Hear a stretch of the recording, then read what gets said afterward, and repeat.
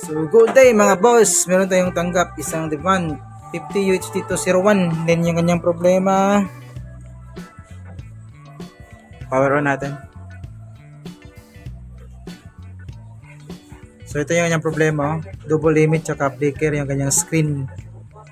Meron pang ano dito, linya guhit sa may babang side.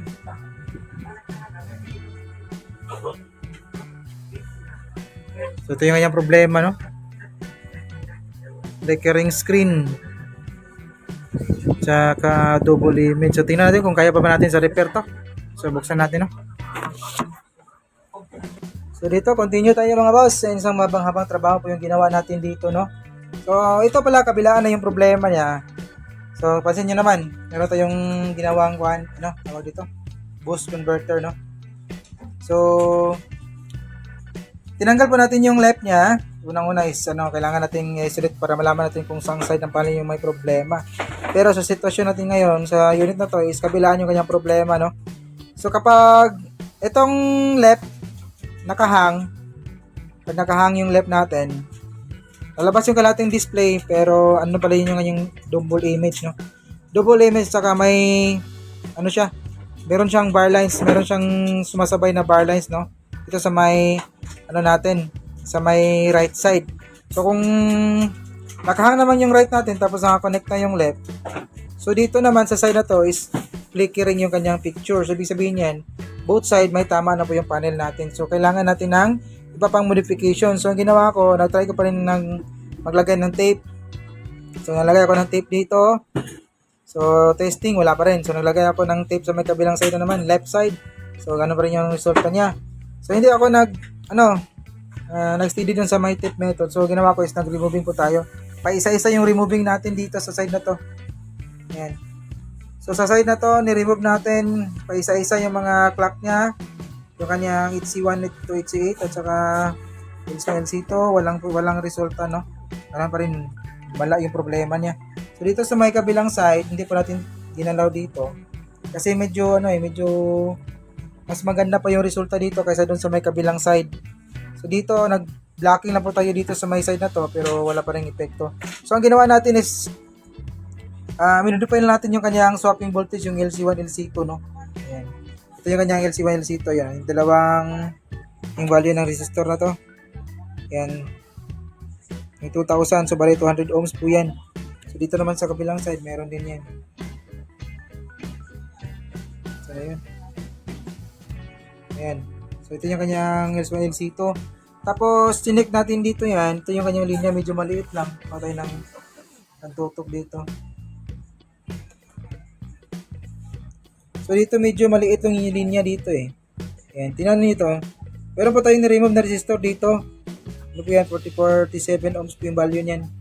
Ayan, dalawang linya galing sa may level shifter. Merong dalawang resistor na pinull out natin, tinanggal natin kasi yan yung source ng ating LC1, LC2.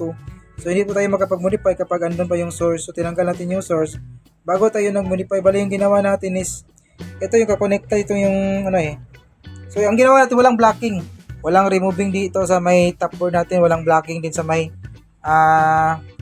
ribbon natin. So ang ginawa natin is removing dito sa may source ng ating LC1, LC2. So dito naman, ito naman yung papasok sa may pundang panel na yan. So dalawang linya po yan. Bali dinikit na kasi, dinikit ko na yan. Yung dalawang linya na yan, yan yung LC1, LC2 natin. Kita ba? Tapos gumamit ako ng magnetic wire. Then kinonect natin sa ating boost converter. So in-adjust po natin yan hanggang sa saan yung pinakamagandang display ng ating panel. So check natin yung voltahe dyan. Bago natin check yung voltahe, tingnan mo natin yung kanyang display. Tingnan mo natin yung kanyang display. Wait, nawala. Ayan. So ito yung kanyang display, oh. So nawala na po yung double at saka flicker niya. Then may kasamang bar lines. So wala pala itong kasamang bar lines. Yung dito is double tapos flicker, no? So ngayon, wala na siyang double saka flicker, pero meron talagang guhit dito sa may bandang baba at saka bandang taas natin. Parang dalawa na magkatabing linya yan. Yan yung guhit nyo. Yan. In-adjust po natin yung ating back converter. kung matatanggal pa ba natin yan. So hindi talaga siya natanggal, no? So nag-steady talaga siya. Wait lang, pinutin ko yung remote kasi yan, taling niyang mawala. Ayan. So meron siyang guhit dito sa may bandang baba at meron din siyang guhit dun sa bandang taas. So ito talaga yung pinakamagandang adjustment na ginawa natin. Yung para tumino yung panel. So itong linya na to hindi na talaga natin kayang tanggalin. So hanggang dito lang talaga yung repair natin, no. So papakita natin kung ilang supply yung natin, yung back converter kasi hindi ko nakapag-check yan kasi in-adjust ko po yan hanggang sa tumino yung panel kasi meron pa rin kunting flicker eh.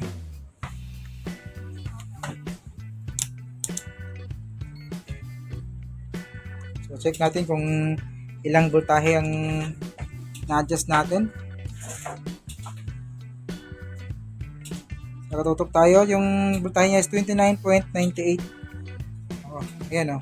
Yan yung supply ng ating bus converter na magsusupply sa ating LC1, LC2 papuntang left and right ng ating panel. So, walang tip method, walang removing sa may top board natin. Ginawa natin is modification sa kanyang LC1, LC2.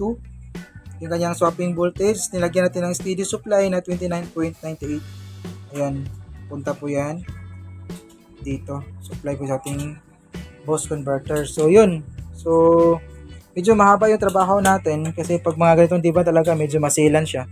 Medyo mahirap na i-troubleshoot. So, i-test muna natin ito mga ilang oras kung hindi na babalik yung problema bago natin ipaalam sa may-ari. No? Bali, explain natin yung kanyang problema dun sa kanyang screen na hindi talaga natin matanggal. So, tingnan natin ulit kung so, yun, no? So, at least, napag-ana pa natin, na-revive pa natin konti yung kanyang unit magagamit pa. So, yung dalawang linya na yan, hindi naman masyadong bother sa kanyang screen.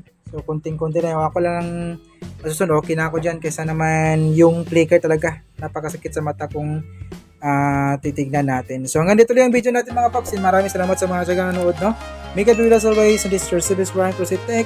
See you in our next video.